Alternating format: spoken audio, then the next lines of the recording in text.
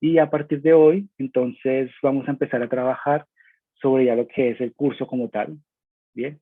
Que sería, seguimos en la primera parte, que es el primer capítulo, perdón, de conceptos generales y tabla periódica, en la parte 4, pero ahora vamos a empezar a trabajar en conceptos como gases y cálculos asociados a gases, ¿bien? Entonces, en ese sentido, vamos nosotros a disponer de esta tabla.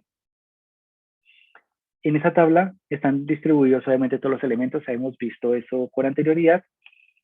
Lo importante de esta imagen es reconocer de manera general dónde se encuentran ubicados los gases. Bien. En propiedades periódicas hemos visto, por ejemplo, carácter metálico de algunos elementos, radio atómico, radio iónico, algunas de sus propiedades periódicas. Y por supuesto no está por fuera lo que es el concepto de gases de todos los elementos como tal. Entonces, al lado izquierdo tenemos el hidrógeno, que hasta la fecha no se ha podido ubicar correctamente dentro de la tabla periódica, ¿cierto? Así que por ahora permanece ahí. Y los demás gases son los que se encuentran en color azul. Bien, tenemos entonces nitrógeno, oxígeno, flúor, cloro y todos los gases nobles, o que se llaman gases inertes. Bien, en ese sentido, entonces hay una clasificación de gases que se encuentran a una presión de atmósfera y 25 grados Celsius. Bien, entonces los que se comportan como elementos, que son los que vimos en la tabla periódica, tenemos hidrógeno, nitrógeno, oxígeno, flúor, cloro, ¿cierto? Pero que no se encuentran solo como elementos, sino que se encuentran de forma molecular, es decir, de a parejas. Para completar lo que habíamos dicho en algún momento, su capa de valencia con 8 electrones y permanecer estables, como lo son los gases nobles, que como podemos observar, no necesitan de un segundo elemento para ganar estabilidad. Entonces tenemos gases nobles en forma de gas, como su nombre lo indica, y los otros gases que son los que aparecen en lista, que estaban en color azul en la primera parte. Y por supuesto, al hacer combinaciones de estos u otros elementos, obtenemos entonces algunos compuestos que también son en fase gas. Fluoruro de hidrógeno, cloruro, bromuro, yoduro de hidrógeno, monóxido y dióxido de carbono, ciertos compuestos nitrogenados como amoníaco, óxido, dióxido de nitrógeno, ¿cierto? Y el óxido nítrico, sulfurados como el dióxido de sulfuro y el sulfuro de hidrógeno, y aquí al final el cianuro de hidrógeno. Son los más representativos, no significa que no hayan más o que por cambios de estado no podamos acceder a otras moléculas que se encuentren en fase gaseosa, como por ejemplo agua o vapor de agua y demás. Bien, entonces uno de los primeros conceptos importantes es el de presión atmosférica. Bien, aquí esto quedó recortado por alguna razón. Aquí deberían ser 760. Perdón, 760 milímetros de mercurio. Entonces, la presión atmosférica es un concepto que está asociado a la cantidad de gas que se encuentra en una zona. ¿Bien? Tenemos entonces en esta imagen, cerca al nivel del mar, una alta concentración de gases, ¿cierto? Que se encuentran distribuidos en toda la región y a medida que vamos aumentando la altura, empieza a reducirse notoriamente la cantidad de gas que se encuentra en la zona. Experimentalmente se determina con un tubo, ¿cierto? Que contiene mercurio. Se dispone del tubo invertido a nivel del mar y adquiere una altura específica de 760 milímetros de mercurio. A medida que vamos subiendo, ¿cierto? La cantidad de gas que se encuentra en la atmósfera empieza a disminuirse y eso genera entonces un cambio en la altura y va a pasar de 760 a 750 milímetros de mercurio después de que hemos subido 110 metros. ¿Bien? Entonces, se evidencia que existe un concepto que es la presión atmosférica y que además este disminuye con la altitud. ¿A qué se debe? Como explicamos, a la cantidad de aire que se encuentra en cada parte de la zona en la que se va midiendo. Entre más alto, hay menor aire, menor cantidad de aire. Bien. Y entonces recordemos que la presión está asociado a una ecuación ya bastante antigua que nos relaciona la cantidad de fuerza ¿cierto? Que se ejerce sobre una presión de área. En ese sentido, entonces, como acá hay mayor cantidad de partículas, ¿cierto? Que ejercen más fuerza sobre una determinada cantidad de área, habría mayor presión. Y todo lo contrario a medida que hay mayor altura. Bien. Esta fuerza, perdón, esta presión se puede medir normalmente en pascales, ¿cierto? Que sería 1 newton de fuerza por cada metro cuadrado de área. Por supuesto, hay otras unidades. Tenemos, por ejemplo, una atmósfera que equivale a 760 milímetros de mercurio o a 760 torr, o a 100.325 pascales. Bien. Entonces acá vemos en detalle el dispositivo con el que se realizó la primera medición, donde la presión atmosférica ejerce su fuerza sobre el plató que se encuentra ahí, y eso hace que la cantidad de mercurio aumente, perdón, no la cantidad, que la altura de mercurio aumente o disminuya dependiendo de la fuerza con la que se ejerza en esta área de mercurio. Bien, entonces a medida que va cambiando la altura de medición, se va cambiando por supuesto también la altura de mercurio, y eso da una evidencia de la presión atmosférica y cómo va cambiando ella a través de la altura del planeta. Bien. A partir del encuentro del concepto de presión atmosférica y de cómo los gases empiezan a cambiar con la presión, se empiezan a desprender una serie de experimentos que nos empiezan a encontrar relaciones entre presión, temperatura y volumen. Bien. Así tenemos entonces nuestro primer grupo de relación, que sería la relación entre presión y volumen. Como solamente estamos hablando de presión y volumen, se entiende que la temperatura, perdón, es de carácter constante. Bien. ¿Y qué hacían en el experimento? Tomaban un tubo como el que se encuentra en la imagen, ¿cierto? Con una cantidad de gas que ocupaba un volumen específico, 100 mililitros de volumen de gas, y una cantidad de mercurio para que este volumen permaneciera con ese valor. A medida que empezamos a aumentar la cantidad de mercurio, en otras palabras, a aumentar la presión sobre el gas, ¿cierto? El gas empieza a reducir su volumen. Y si sigo aumentando mi presión a través de la cantidad de mercurio, mi volumen se sigue reduciendo. Bien. Entonces se encuentra una relación entre la presión y el volumen de un gas, que también se conoce como la ley de Boyle. Bien. Donde voy, dice ya, yo tengo mi gas, por ejemplo, a una presión de 0.6 atmósferas, y este gas me mide 2 litros, ¿cierto? Ahora ese gas le voy a disminuir la presión y ahora observo que aumenta su volumen. Bien, para linealizar esta relación, ¿cierto? Lo que se hace es invertir uno de los ejes. Se puede o bien invertir la presión o bien invertir el volumen. Al invertirlo, se genera una línea, ¿cierto? Que por supuesto esto tiene una ecuación de la recta con una pendiente, que después vamos a mirar que esta pendiente está asociada a un valor constante, ¿cierto? Que está dado por el producto entre presión y volumen. Entonces, en la parte inferior de la presentación hay un enlace al que ustedes pueden acceder. Vamos a verlo rápidamente.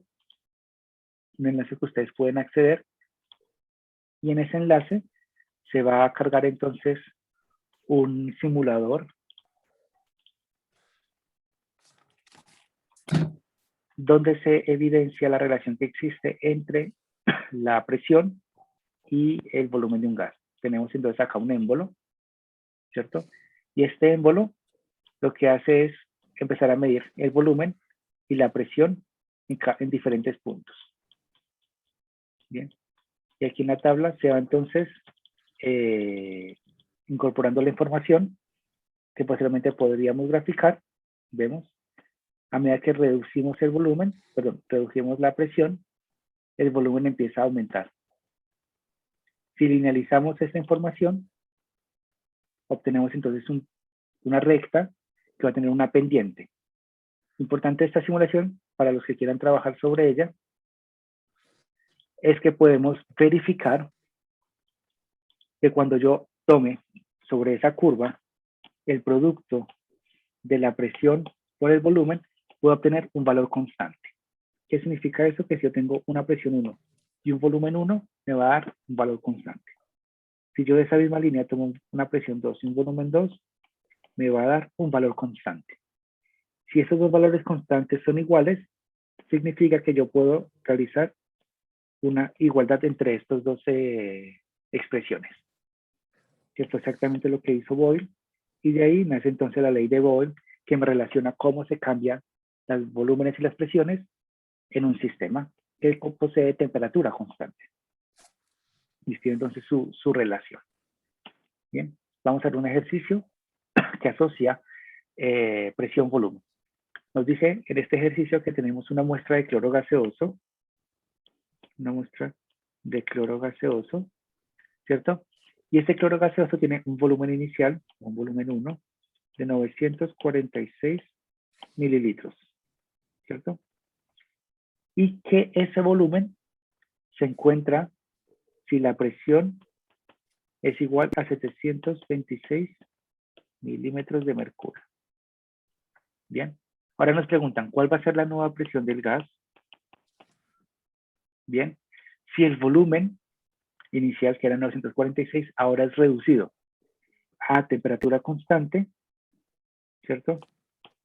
Hasta 154 mililitros.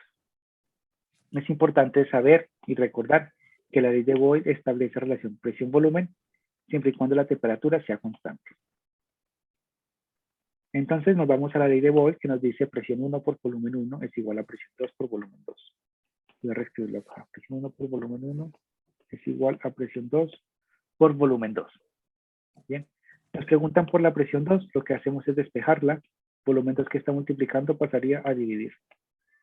¿Cierto? Presión 2 quedaría igual entonces a presión 1 por volumen 1 partido volumen 2. Y lo que me queda es reemplazar los valores. ¿Cuánto equivale la presión 1? 726 milímetros de mercurio, ¿cierto? ¿Cuánto equivale el volumen 1? 946 mililitros. 946 mililitros. Todo eso partido mi volumen 2, que son 154 mililitros. Verifico unidades, mililitro que me divide con mililitro que multiplica los elimino, y mi resultado de presión 2 me quedaría en milímetros de mercurio. La presión efectivamente se mide en milímetros de mercurio, eso implica que al menos voy bien en despeje de ecuaciones. Bien, entonces se va a multiplicar 726 por 946 dividido 154, eso me da 4.459.7. Bien, ahora, ¿qué me dice Boyle? Que a medida que aumenta la presión del gas, disminuye el volumen. Tenía un volumen inicial y un volumen final. El volumen se redujo. ¿Qué debe suceder con la presión? La presión debió haber aumentado. Pasó de 726 a 4.459. Efectivamente, la presión aumentó. ¿Qué significa? Que mi ejercicio, al menos la resolución que estoy dando, tiene sentido físico. Es decir, coincide con las afirmaciones de la ley. O está acorde a la ley de Boyle. Bien, ¿preguntas hasta acá?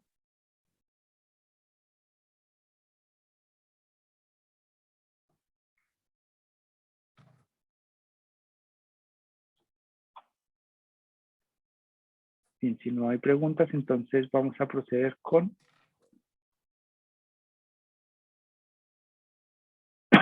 parece que sí hay preguntas. No, no hay preguntas. Bien. Procedemos con nuestra siguiente relación. Nuestra siguiente relación corresponde a volumen-temperatura. Bien. También se procede a realizar un experimento en el que tenemos, por ejemplo, un volumen inicial, ¿cierto? Y una temperatura inicial. A medida que yo empiezo a calentar mi gas, el gas cambia ahora a esta nueva temperatura para obtener un nuevo volumen. Y sigo haciendo el calentamiento y sigo encontrando entonces una relación lineal. que significa que a medida que yo aumento el volumen, mi temperatura aumenta. Es decir, existe una relación proporcional, diferente a la relación que existía entre la presión, que era una relación inversamente proporcional. Si aumenta presión, disminuye volumen, o viceversa. En este caso, si aumenta volumen, aumenta temperatura. O si reduzco temperatura, se reduce volumen. Esta nueva relación, ¿cierto?, fue determinada por Charles J. Lusac, que se denomina todo en su respectiva ley, la ley de Charles, o más conocida como la ley de Charles, en las que, de nuevo, aquí pueden ustedes ingresar igualmente a verificar que lo que estoy diciendo es cierto. Toman una muestra, vamos a suponer que sea esta muestra. Toman una muestra, la calientan, cambian su temperatura, y por lo tanto empiezan a evidenciar cómo va a cambiar su volumen. Si ellos toman 2 puntos cualquiera, este y este, determinan que cuando hacen la relación volumen-temperatura, obtienen un valor constante. Volumen 1, temperatura 1, me da un valor constante. Y ese valor constante también coincide cuando lo hacen con el segundo valor de volumen-temperatura.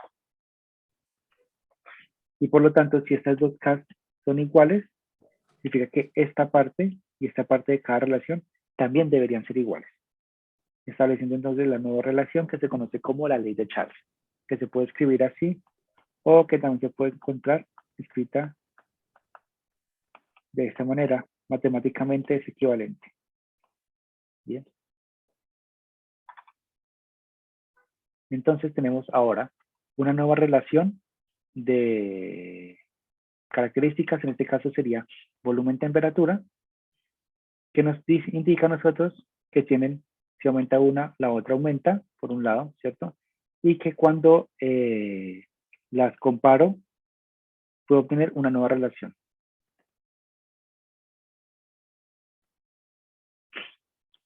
Bien. Tenemos estos valores que son constantes. Por supuesto, hay un ejercicio para aterrizar un poco el concepto. Tenemos una muestra de monóxido de carbono, ¿cierto?, que también está en estado gaseoso. Ocupa Profe, 300... Sí, cuénteme.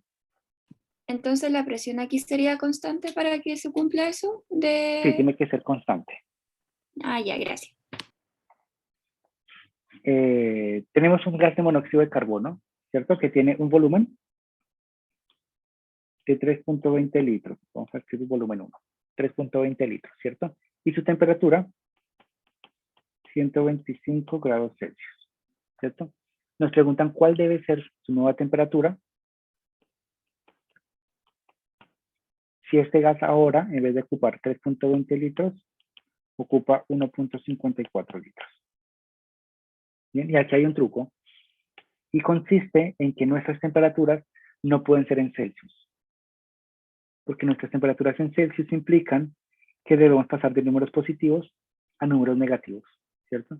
Y eso matemáticamente, en una proporción, no es posible. Entonces debemos usar una escala que establezca el cero de temperatura que sea mínimo y que solamente tenga valores positivos. Es decir, deberíamos transformarnos o pasarnos a la escala Kelvin. Eso implica que si yo quiero pasar de Celsius a Kelvin, debo sumar 273.15. Siempre que quiera pasar de Celsius a Kelvin, debo sumar 273. Esto me da 398.15 Kelvin. Y esto nos permite a nosotros entonces trabajar con una escala lineal que sea completamente positiva. Siempre, por favor, recuerden transformar de Celsius a Kelvin como sumando 273.15. Para la clase, normalmente, a veces solamente sumo 273, ¿cierto? Pero para las pruebas, por favor, usar el punto 15 y hacer uso de sus cifras significativas, por supuesto. Ya, entonces, sabemos que nos están relacionando volumen-temperatura, entonces usamos la ley de Charles, que nos dice temperatura 1, volumen 1 es igual a temperatura 2, volumen 2. Como nos están preguntando temperatura 2, despejo. Este que está dividiendo pasa a este lado a multiplicar. Es decir, temperatura 2 es igual a temperatura 1 por volumen 2 partido volumen 1. Y reemplazo los valores. ¿Cuánto es mi temperatura 2? 398 Kelvin. ¿Quién es mi volumen 2? 1.54 litros. Partido. ¿Quién es mi volumen 1? 1.54 litros. Verifico unidades, litro con litro. Y mi unidad me da en Kelvin, ¿cierto? Que coincide con las unidades con las que se mide la temperatura. Profe, Procedo 398 por 1.50, perdón, aquí algo pasó. Volumen 2, 1.54, volumen 1. Volumen 1, ahora sí, volumen 1 es 3.20. De nuevo, 3.98 por 1.54 partido 3.20, eso me da 191.5 Kelvin. Y verifico, me dice la ley de Charles que si mi volumen disminuye, mi temperatura debe disminuir.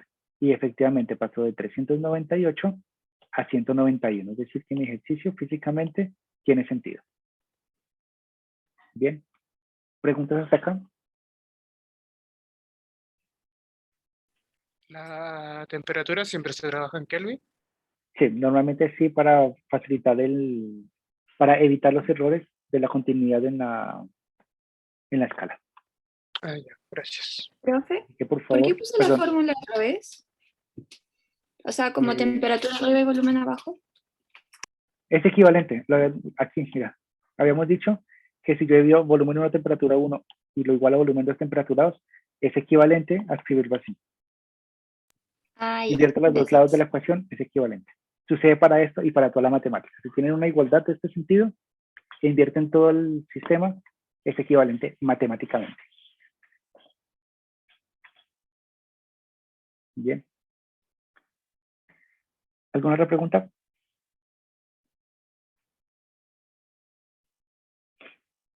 Bien, chicos, si no hay más preguntas, entonces vamos a proceder a desarrollar 3 ejercicios. En promedio son 5 minutos por cada ejercicio, siendo las 10:20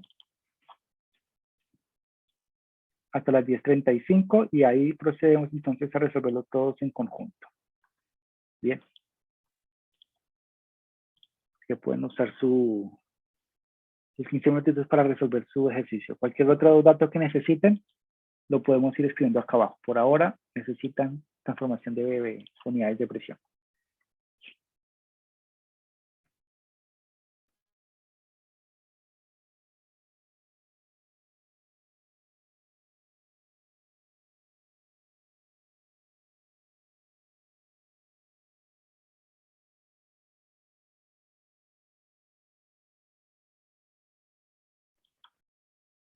La clase se acaba a las 11:05, creo. 11:05, 11:10.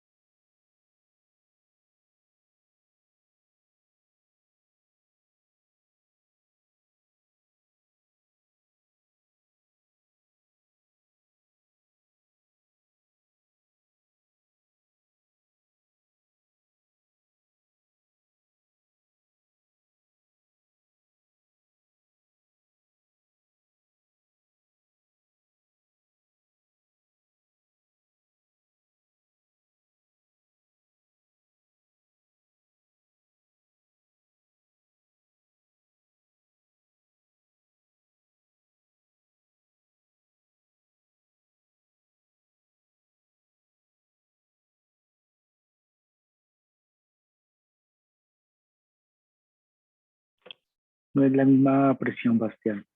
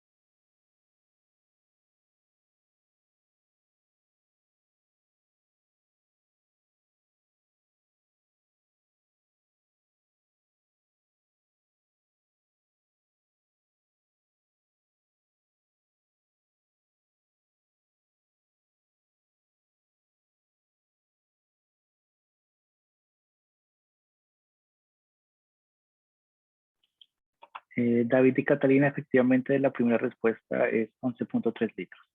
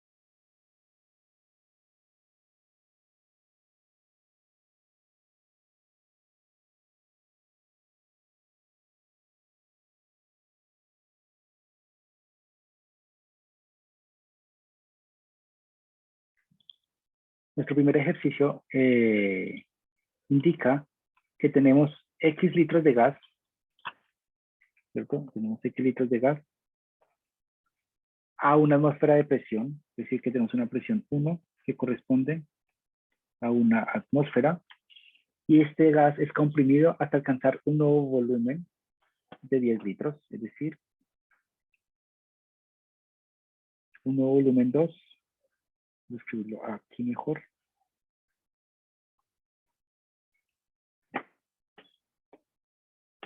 Nuestro volumen 1 es X, no sabemos cuánto es, y nuestro volumen 2 nos dice que corresponde a 10 litros. Bien. Entonces, hay una presión de 860 torr. Perdón, dice, son comprimidos hasta alcanzar un volumen de 10 litros y una presión de 860 torr. Es decir, tenemos una nueva presión 2 de 860 torr. ¿Cuál es el número? ¿Cuál es el volumen inicial del gas? Entonces, observamos que eso es una relación entre presión y volumen. Bien. Por lo tanto, estamos trabajando usando la ley de Boyle, que nos dice que la presión 1 por volumen 1 es igual a la presión 2 por volumen 2. Bien. Sin embargo, nos dice que nuestra presión 2 corresponde a 860 torr. Lo podemos trabajar y la presión 1 nos dice que es en atmósferas. Es decir, debemos modificar las unidades para que todas las presiones nos queden en el mismo valor. ¿Eso qué significa? Que nosotros debemos entonces usar o todo en atmósferas, o todo en torr, o todo en otra unidad que nos convenga también. Lo más fácil en este caso sería pasar de torr a atmósferas. Entonces uso mi factor de conversión de torr a atmósferas. Y sé que 160 torr es una atmósfera. Bien, es decir que esta presión equivale a 1.13 atmósferas. Ya teniendo claro que todas mis unidades de presión son las mismas, bien, ya hago uso de mi ley de Boyle. Que necesito entonces de aquí despejar ¿qué? Mi volumen 1. Necesito despejarlo. Por lo tanto, el P1 que está multiplicando a V1 pasa a dividir. Volumen 1 es igual a presión 2, volumen 2 partido volumen 1. Perdón, partido presión 1. Y nos queda entonces presión 2, 1.13 atmósferas. Bien. Volumen 2, 10 litros. Y mi presión 1 sería una atmósfera. Verifico unidades entonces, atmósfera con atmósfera. Bien. Y me queda finalmente mi respuesta en litros, que corresponde a las unidades con las que se mide el volumen. Y procedo 1.13 por 10 partido 1. Esto me da 11.3. 11.3 litros. Sería el volumen. Bien. Por supuesto, pudieron haber transformado todo a torr o todo a pascales en la unidad que más les convenga, ¿cierto? Generalmente tratamos de transformar unidades para evitar el uso de números bastante grandes. Vamos por el segundo ejercicio. El segundo ejercicio nos dice que tenemos una lata de aerosol, ¿cierto? Que tiene un volumen de 0.15 litros. Bien. Y esta lata está diseñada para liberar 1000 veces su volumen. Es decir, su volumen 2 debe ser 1000 veces 0.15 litros. Bien. Esto equivaldría a 150 litros. Luego nos dice que este volumen 2 está liberándose a una presión atmosférica, es decir, a una atmósfera de presión. ¿Cuál va a ser entonces la presión inicial dentro del sistema? Ya tenemos nuestros valores. Vemos entonces de nuevo que es una relación volumen-presión. Por lo tanto, estamos trabajando la ley de Boyle, que nos dice que la presión 1 por volumen 1 es igual a la presión 2 por volumen 2. Como nos preguntan por presión 1, debemos despejar la presión 1. ¿Esto qué significa? Que nuestra presión 1 va a quedar como presión 2, volumen 2, partido volumen 1. Si el volumen que estaba multiplicando a P pasa a dividir. Y reemplazo mis valores. ¿Quién es mi presión 2? Una atmósfera. ¿Quién es mi volumen 2? Los 150 litros. ¿Y quién es mi volumen 1? Los 0.15 litros que tenía contenidos la lata. Verificamos unidades. Elimino litro con litro. Uno multiplica, otro divide. Y eso significa, voy a dejar todo el ejercicio acá. Eso significa que mi presión 1 finalmente va a estar dada en atmósferas. Y multiplico 1 por 150 dividido por 0.15. Bien. Y eso me da 1000 atmósferas. Que corresponde a los 760.000 milímetros de mercurio que nos habían escrito en el chat. Bien. Vamos entonces por nuestro último ejercicio. nuestro último ejercicio que indica, nos dice que tenemos una muestra de cloro gaseoso,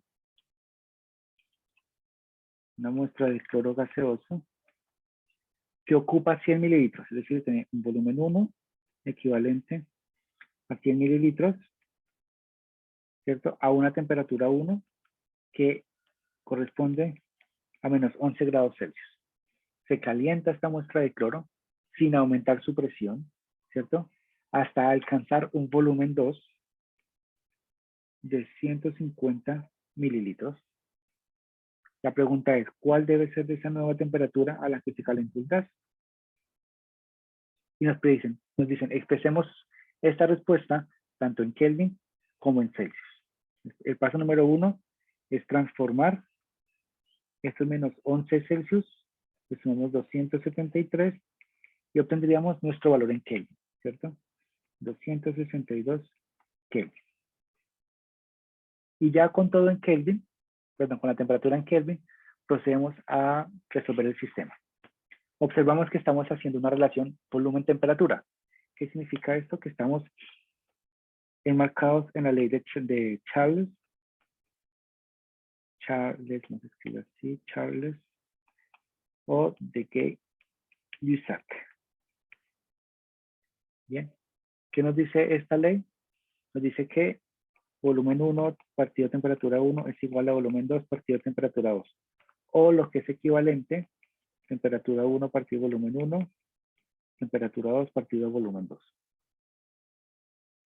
Como tenemos volumen 1 y 2 y temperatura 1, nos queda despejar temperatura 2.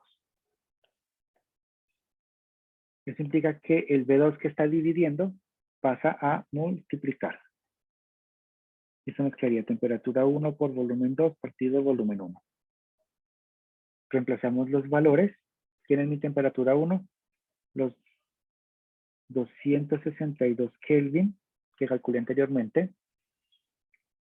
¿Quién es mi volumen 2? Los 150 mililitros que habíamos visto. Y finalmente, mi volumen 1, que son los 100 mililitros. Aquí escribimos. Los 100 mililitros. Verifico unidades. Mililitros y mililitros los elimino porque uno multiplica, otro divide. Y mi resultado de temperatura 2 me está dando en Kelvin que coincide con una unidad de temperatura. Procedo 262 por 150 partido 100. Esto me da 393 Kelvin. Y para regresar esto a grados Celsius debo restar 273. Entonces paso de 393 Kelvin a 120 grados Celsius. Bien. ¿Preguntas hasta acá?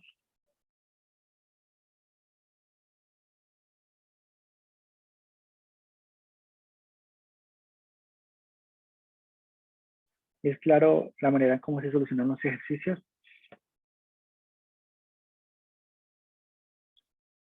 Es que iba presente Bastián, no hay inconveniente. ¿Alguna pregunta?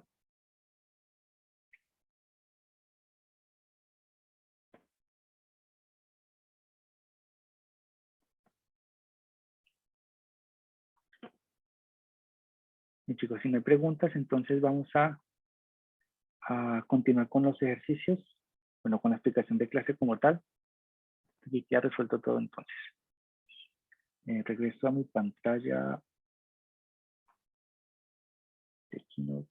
Es esta. Y entonces, una vez resueltos los ejercicios,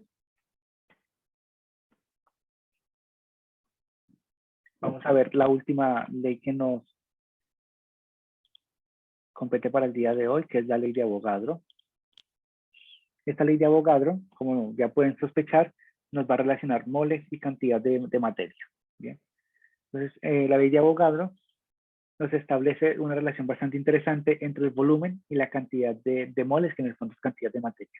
Dice que a mayor cantidad de moles debe existir una mayor cantidad de volúmenes. En ese sentido, cuando se establece la relación volumen-mol, se hace como es proporcional, ¿cierto? Se hace de la misma manera como se hacía con la de Charles, que aumenta la temperatura y aumenta el volumen. Entonces aquí aumenta el volumen, aumenta la cantidad de moles. En ese sentido tenemos entonces un ejemplo gráfico que nos dice, tenemos 3 moléculas de hidrógeno y esas 3 moléculas de hidrógeno reaccionan con una molécula de nitrógeno para formar 2 moléculas de amoníaco. Es decir, esto está balanceado y lo podemos leer de esa manera. ¿Bien? ¿Qué nos permite la ley de Avogadro a nosotros? En vez de utilizar la palabra molécula, hablar de moles, porque recordemos que proporcionalmente aumentamos la unidad. Es decir, ahora tenemos 3 moles de hidrógeno que reaccionan con una mol de nitrógeno para formar 2 moles de amoníaco. Y la ley de Avogadro además nos permite leer esto en forma de volumen. ¿Qué significa? Que si yo tengo 3 volúmenes, pueden ser 3 litros, 3 mililitros, 3 galones, 3 volúmenes de hidrógeno y lo mezclo con un volumen de nitrógeno, voy a obtener 2 volúmenes de amoníaco. Entonces hay que tener en cuenta que los volúmenes no son aditivos. ¿Qué significa? Que 3 más 1 en volumen no es igual a 4. Y depende de cada reacción. En este caso serían 3 volúmenes más un volumen, nos generan 2 volúmenes. Bien. Entonces, esto que nos permite a nosotros facilitar la manera en cómo contamos las reacciones a nivel laboratorio y a nivel molecular. Bien, entonces vamos a presentar un ejercicio y este ejercicio nos dice que el amoníaco, que es gaseoso, bien, se quema con oxígeno para formar el gas monóxido de nitrógeno y vapor de agua. En gas también, ¿cierto? Nos dice cuánto volumen de monóxido de nitrógeno se debería obtener, ¿cierto? Si usamos un volumen de amoníaco a la misma temperatura y la misma presión. ¿Qué nos establece la ley de Avogadro? Que nosotros podemos establecer relaciones si conocemos la ecuación química. La ecuación química ya la he escrito, la balanceamos, esto nos queda de tarea para que quiera ejercitar su habilidad en balanceo de ecuaciones, que estos son los coeficientes, y entonces decir, el sistema, el ejercicio, tenemos un volumen de amoníaco, ¿cierto? Y con ese volumen de amoníaco debemos encontrar la relación que existe entre los volúmenes de amoníaco y los volúmenes de monóxido de nitrógeno. ¿Y qué nos dice nuestra ecuación química? Que si yo utilizo 4 volúmenes de amoníaco, ¿cuántos volúmenes debo obtener de monóxido? 4. Verifico unidades, volumen de amoníaco. Esto me dice que obtendría entonces yo un volumen de monóxido de nitrógeno. Por supuesto, puedo hacer la equivalencia con cualquiera que se encuentre dentro de mi reacción. ¿Qué pasa si yo ahora inicio con este mismo volumen de amoníaco, ¿cierto? Pero ahora no quiero saber cuánto monóxido se produce, sino cuánto oxígeno se necesita para consumir este volumen de amoníaco. Entonces, tengo un volumen de amoníaco y quiero saber la relación que existe entre ese volumen de amoníaco y el volumen que debo gastar de oxígeno. ¿Qué me dice mi ecuación química? Que por cada 4 moles de amoníaco, debo usar 5 moles de oxígeno. Bien, o 5 volúmenes de oxígeno. Verifico unidades, volumen de amoníaco con volumen de amoníaco, y mi resultado me da en volúmenes de oxígeno. ¿Y cuántos volúmenes de oxígeno necesito? 1.25. Por supuesto también lo puedo hacer con moles porque esa es la ventaja que nos permite a nosotros la ley de Avogadro. Bien, voy a hacerlo acá. Tengo un mol de amoníaco, ¿cierto? Y quiero saber esos moles de amoníaco, cuántas moles de agua me producen. Es decir, tengo un mol, empiezo mi experimento con un mol de amoníaco y quiero saber cuántos moles de agua se producen. Voy a mi ecuación y mi ecuación me dice que por cada 4 moles de amoníaco, ¿cierto? Debo usar, perdón, se me van a generar 6 moles de agua. 6 moles de agua. Verifico unidades. Moles de amoníaco con moles de amoníaco. 6 dividido 4 me da 1.5. Significa que se me van a generar 1.5 mol de agua. Entonces, o bien lo puedo hacer con volúmenes, o bien lo puedo hacer con moles, que como la ley de Avogadro nos permite relacionarlo de manera directamente proporcional. ¿Bien? Profe, ¿por qué 1.5? 6 entre 4 da 1.5, ¿no? A ver. Sí, 1.5. Aquí es 1 por 6 dividido 4 me da 1.5.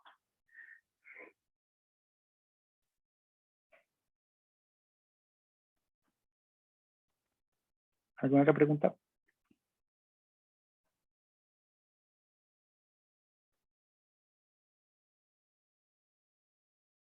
Bien, chicos, si no hay preguntas, entonces vamos a mirar un breve resumen.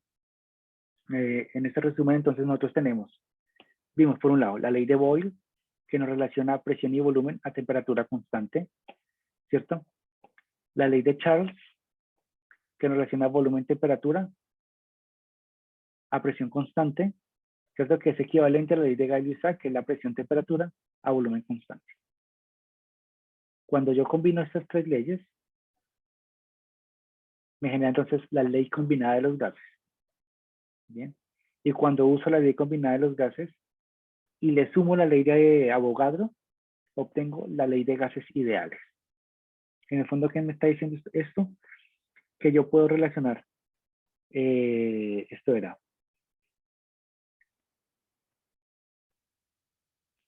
volumen por presión, obtenía una constante, ¿verdad? Tenía además, por ejemplo, volumen partido temperatura, me daba una constante. Aquí puedo decir que presión partido temperatura me da una constante, ¿cierto? Y la ley de Avogadro me dice que volumen partido moles me da también una constante. Si estamos hablando del mismo gas a las mismas condiciones, esta constante debería ser la misma. Y por lo tanto yo puedo combinar todas estas ecuaciones, ¿cierto? En el fondo decir que presión-temperatura, por ejemplo, por un lado, es constante y volumen moles es constante. De aquí yo puedo desprender que presión por volumen,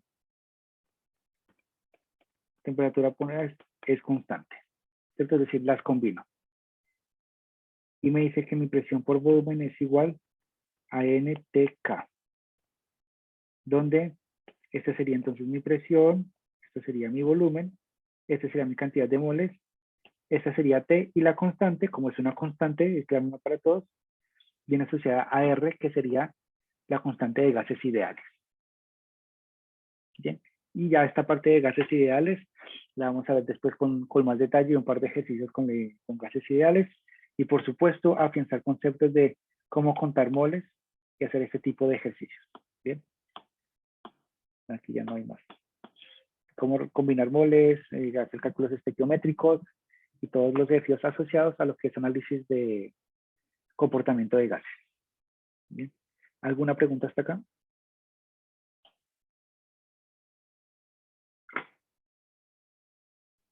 Yo la parte del ejercicio pasado no lo entendí. ¿Qué parte? ¿De qué hizo? ¿Cómo lo sacó? Y básicamente Porque lo que sale estoy haciendo... Cuénteme. que arriba sale NH3, ¿cierto? Y sale Sí. con el 4 y el 5 o 2 y todo eso. ¿Cómo lo transformó a uno NH3, volumen, NO, todas esas cosas? O sea, no sé cómo hizo el ejercicio. El sistema, voy a borrarlo fácilmente si hago esto. Ya. El sistema, en el ejercicio nos dice que nosotros tenemos amoníaco, ¿cierto? se quema con oxígeno para formar el gas NO y vapor de agua. No es necesario que ustedes se sepan las ecuaciones, normalmente nosotros le damos a ustedes las ecuaciones. Bien, o sea, ustedes se van a encontrar con esto. Lo primero que van a hacer ustedes es balancear la ecuación, que fue lo que vimos en la clase anterior. Es decir, una vez hacemos nuestro ejercicio de balanceo, encontramos que esto es un 4, esto es un 5, esto es un 4 y esto es un 6. Bien. Esto es lo que nos permite a nosotros sacar las relaciones de un sistema. ¿De qué sistema? Del sistema que nos propone el ejercicio. El ejercicio nos dice que vamos a mirar cuánto volumen de NO se obtiene. Es decir, de aquí cuánto se va a obtener si usamos un volumen de amonio. El ejercicio nos dice que esto tiene que ser un volumen de amonio. Si yo utilizo un volumen de amonio, ¿cuánto de esto voy a obtener? No lo sé, pero lo puedo averiguar. ¿Cómo parto de lo que sé? Que es un volumen de amonio.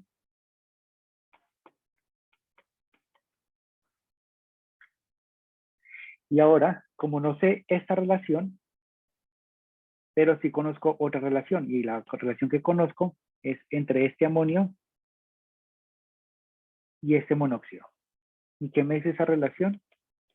Esa relación me dice que yo tengo 4 moles o 4 volúmenes, porque Avogadro me permite hablar de moles y volúmenes indistintamente.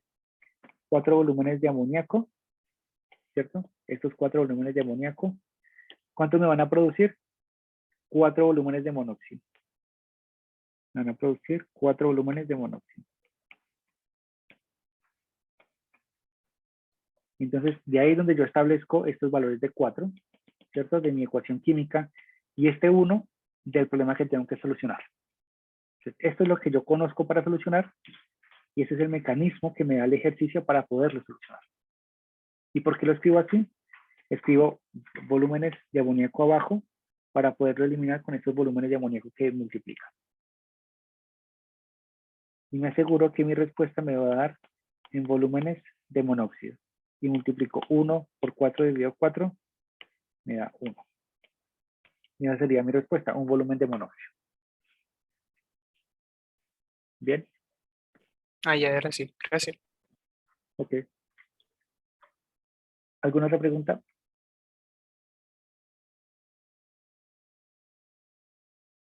Bien, chicos, si no hay más preguntas entonces, por favor, escribir presente y se pueden retirar. Les deseo